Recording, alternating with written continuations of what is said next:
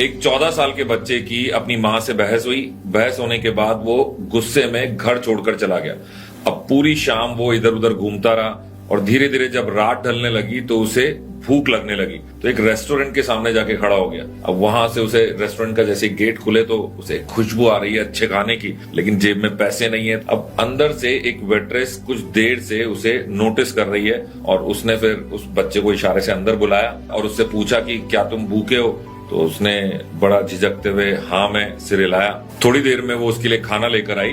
वो लड़का खाना खाने लगा और जब खाना खत्म होने लगा तो उसे अपने घर की याद आई, अपनी माँ की याद आई। थोड़ी देर में वही वेट्रेस वापस आके उसे पूछती है कि तुम थोड़ा परेशान लग रहे हो। तो लड़का झिझकते हुए शेयर करता है कि आज मेरी माँ से झगड़ा हो गया था और मैं गुस्से में घर छोड़कर आ गया, बहुत तेज भूख लग रही थी, I am so thankful to you. और ये कहता कहता वो लड़का रोने लगा। इस पर वेट्रेस ने उसे बड़े प्यार से समझाया कि मैंने तुम्हें सिर्फ एक टाइम की मील दी और उस मील के लिए तुम इतना थैंकफुल, इतना ग्रेटफुल हो, तो जो माँ तुम्हें तकरीबन 10, 12, 14 साल से, जो भी तुम्हारी उम्र है, इतने सालों से तुम्हारे लिए खाना बना रही है, तुम्हारा ध्यान रख रही है, अगर उससे तुम्हारा कोई आर्ग्यूमेंट हो भी गया है तो अपनी माँ के साथ तुम्हें बैठकर उस प्रॉब्लम का सॉल्यूशन निकालना चाहिए था। वेट्रेस की ये बात सुनकर बच्चा और इमोशनल हो गया और सोचने पर मजबूर हो गया और सीधा घर की तरफ दौड़ पड़ा।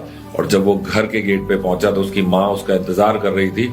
जाते ही अपने माँ के गले लगा तो माँ ने पहली लाइन बोली कि पूरी शाम तुम पता नहीं कहाँ घूमते रहे, तुम्हें भूख लग रही होगी, आ जाओ खाना तैयार है। ये छोटी सी स्टोरी मैंने एक न्यूज़पेपर में पढ़ी और उसे पढ़ने के बाद मुझे एहसास हुआ कि हम सभी लोग अपने किसी खास फैमिली मेंबर से कभी कभी नाराज हो जाते हैं और आर्गुमेंट्स इतने बढ़ जाते हैं कि लगता है कि अब बात करना बंद कर देना चाहिए, जबकि ये वो समय होता है जब हमें सोचना चाहिए तसल्ली से कि उस फैमिली मेंबर ने हमारे लिए, हमारी लाइफ में कितना कंट्रीब्यूशन किया है और उस कंट्रीब्यूशन के लिए उस एक आध झगड़े को अगर हम सॉरी बोल के खत्म कर दें तो उससे बेहतर कोई चीज नहीं हो सकती है।